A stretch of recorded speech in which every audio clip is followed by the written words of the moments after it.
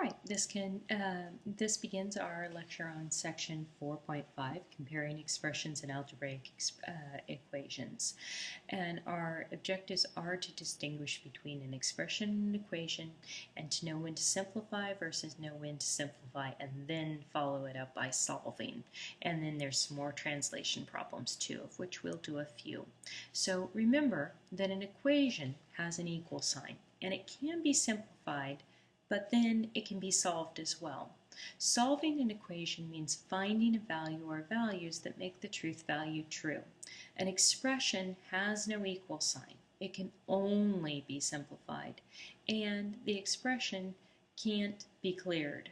That's one thing that we tend to forget. No clearing expressions. We can clear equations because they have this truth value, and so multiplying both sides by a number doesn't change the truth value. It's just creating an equivalent equation.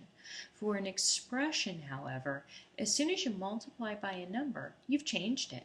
So you're not able to do that with an expression.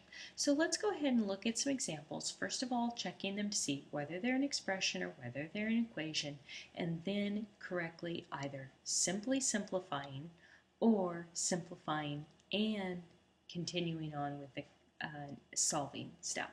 So in our first part here, 31a, we see that there is no equal sign in this. That means it's an expression. So we're going to be only simplifying this thing. So this thing is an expression. And so question number 32, or example number 32, says if we know it's an expression, then we need to simplify it. So the first thing I'm going to do is I'm going to change this to addition of an opposite. And then I'm going to take this negative 5 and I'm going to distribute it here and here. So this is going to be equal to 2x plus 5, and then plus a negative times a positive, which is a negative 5x, and then plus a negative times a positive, which is a negative 45. And then finally, we're going to combine the like terms, the x terms, and the like terms, the constant terms. And so now I have 2x plus a negative 5x, which is a negative 3x, and then plus 5 plus a negative 45, which is a negative 40. Now remember that it's okay to leave it like that, but even better still is to write this as a negative 3x, and plus a negative number is the same thing as subtraction, so this says subtract 40. And there's our final value, our expression. So this is example 31, that it's an expression, and the simplified version, that's example number 32. All right, we're going to go on to our next example, part B, and what we see in here is we see this equal sign. So because it's an equal sign says it's an equation. So with an equation, we want to simplify each side of the equation, and then we want to solve. So now we have the distributive property to simplify right here and here.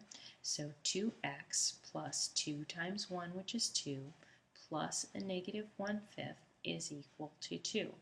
I have a fraction in this thing. I want to get rid of it. Let's multiply by the least common denominator, which is simply 5. So 5 multiplied by this term, 5 multiplied by this term, 5 multiplied by this term, and 5 multiplied by this term. Remember, even if it's a constant, it gets multiplied. 5 times 2 times x is 10x. 5 times 2 is 10. And then here we have the canceling. So negative 1 plus times 1 is a negative 1. And that equals 2 times 5, which is 10. Now on this side we're going to combine the like terms. So we have 10x is plus 9 is equal to 10. Next we want to add the opposite of the constant to both sides, and the constant that we want to add the opposite of is the one that's added to our x variable. So now we're going to have 10x is equal to 1. And then finally multiply by the reciprocal of the numeric coefficient of x, which looks like division because it is, and x is equal to 1/10. And that's our final answer.